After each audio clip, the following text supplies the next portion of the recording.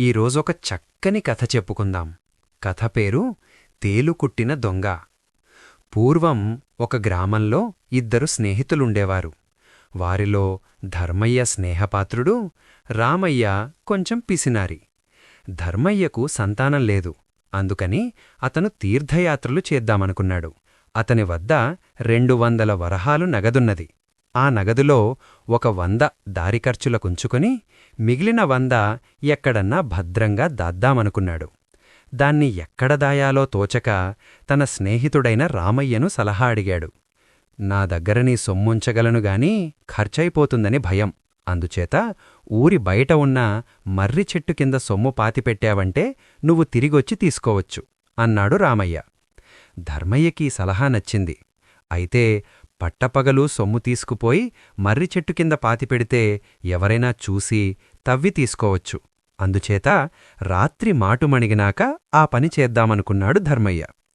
కాని చీకట్లో పడి ఒంటరిగా వెళ్లటానికి భయం వేసి రామయ్యను తోడు తీసుకుని వెళ్ళి 100 వరహాలు మర్రి చెట్టు కింద పాతిపెట్టి తెల్లవారుఝామునే ధర్మయ్య తన భార్యతో సహా కాశీకి బయలుదేరి వెళ్ళిపోయాడు.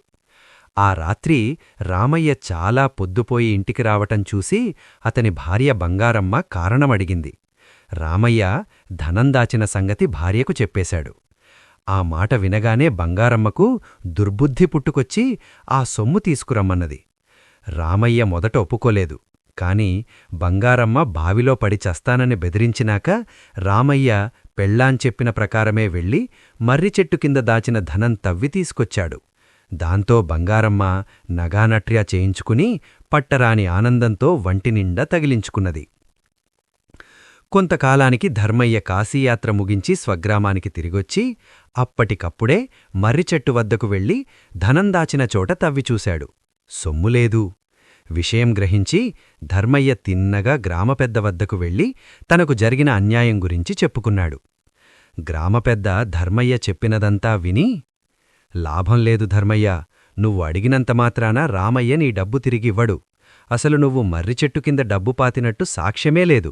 అందుచేత ఒక పనిచెయ్యి అని ధర్మయ్యకు ఒక ఉపాయం చెప్పాడు.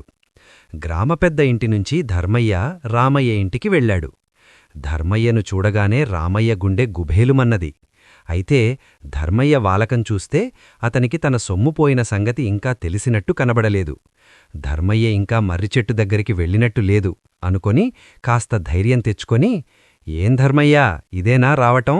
యాత్ర సుఖంగా జరిగిందా అని రామయ్య కుశల ప్రశ్నలు వేశాడు. ఆ, నీ దయవల్ల ప్రయాణం దివ్యంగా జరిగింది. అయితే చూడు, మనం మరోసారి మర్రిచెట్టు దగ్గరికి వెళ్ళాలి. ఎందుకంటే నేను బయలుదేరిన వేళావిశేషం ఏమిటోగాని ఈ యాత్రలో 1000 వరహాలు సంపాదించుకున్నాను. ఈ 1000 వరహాలు పాత మొత్తంతో కలిపి పాతిపెట్టి అట్లా రామేశ్వర యాత్ర కూడా చేసుకొద్దామని నిశ్చయించాను. రేపు రాత్రికి నేను మీ ఇంటికొస్తాను. మనమిద్దరమూ కలిసి మర్రిచెట్టు దగ్గరికి పోదాం, సరేనా అన్నాడు ధర్మయ్య.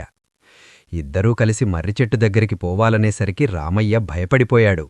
సరేనని తల ఆడించి ధర్మయ్యను పంపేసి రామయ్య తన భార్యతో, కొంప మునిగిందే అంటూ ధర్మయ్య అన్న మాటలు చెప్పి, రేపు రాత్రి నేను ఏ ముఖం పెట్టుకుని ధర్మయ్య వెంట ఆ మర్రిచెట్టు దగ్గరికి వెళ్లను? నా దొంగతనం బయటపడిపోదు అన్నాడు. ఈ భాగ్యానికే భయపడతారేమండి? నా నగలన్నీ తాకట్టుపెట్టి ఓ 100 వరహాలు పట్టుకొచ్చి మర్రిచెట్టు కింద పాతిపెట్టండి. అవి చూసుకుని ధర్మయ్య ధైర్యంగా తన 1000 వరహాలు కూడా పాతిపెడతాడు. ఆయన అట్లా రామేశ్వరానికి ప్రయాణమైపోగానే మనం మొత్తం అంతా తవ్వి తెచ్చుకుందాం అన్నది బంగారమ్మ. రామయ్య గల సూక్ష్మబుద్ధిని మెచ్చుకొని ఆమె నగలన్నీ తీసుకుపోయి తాకట్టులో ఇరకబెట్టి 100 వరహాలు తెచ్చి వాటిని తీసుకుపోయి ఆ రాత్రి మర్రిచెట్టు కింద పాతచోట పాతిపెట్టి ఇంటికి తిరిగొచ్చాడు. మర్నాడు రాత్రి రామయ్య ధర్మయ్య కోసం చాలాసేపు ఎదురుచూశాడు. కాని ధర్మయ్య జాడలేదు. అర్ధరాత్రయింది. రామయ్య ధర్మయ్య ఇంటికి వెళ్లి తలుపు తట్టేసరికి మంచి నిద్రలో ఉన్న ధర్మయ్య కళ్ళు నులుముకుంటూ లేచివచ్చి, ఏం రామయ్య, అర్ధరాత్రి వేళ వచ్చావు అనడిగాడు. ఈ రాత్రికి మర్రిచెట్టు కిందికి పోదామంటివిగా అన్నాడు రామయ్య. ఓ అదా, నీకు తెల్లవారి చెబుదామనుకుంటున్నాను రామయ్య. నేను ప్రస్తుతానికి రామేశ్వరం ప్రయాణం మానుకున్నాను. అందుచేత సాయంకాలం అలా వెళ్ళి మనం పాతేసిన డబ్బు కాస్తా తెచ్చేసుకున్నాను అన్నాడు ధర్మయ్య. చేసేది లేక రామయ్య ఇంటికి తిరిగొచ్చి జరిగినదంతా భార్యకు చెప్పాడు. అయ్యో, ఎంత మోసం! 200 వరహాలు నగలు తాకట్టులో ఇరకబెట్టితిమే, వాటిని ఎట్లా విడిపించుకోవటం అని బంగారమ్మ ఏడ్చింది. ఆమెతో పాటు రామయ్య ఏడ్చాడు. కాని ఏం చేస్తారు, తేలుకుట్టిన దొంగలు, కిక్కురుమనటానికి లేదు. ఈ కథలో మనం తెలుసుకున్న నీతి, దురాశ దుఃఖానికి చేటు. అందుకే పిల్లలు, ఎప్పుడూ దురాశపడకూడదు. రామయ్య మరియు అతని భార్య బంగారమ్మ ధర్మయ్య దాచుకున్న సొమ్ముపై ఆశపడి దొంగతనం చేశారు. ఇంకా ఎక్కువ ధనం సంపాదించాలనే దురాశతో ధర్మయ్య వేసిన ఎత్తుగడలో చిక్కుకుని తమ సొంత నగలను కూడా పోగొట్టుకున్నారు. మోసం చేసి ఇతరుల సొమ్మును ఆశించేవారికి చివరికి నష్టమే మిగులుతుందని ఈ కథ మనకు బోధిస్తుంది.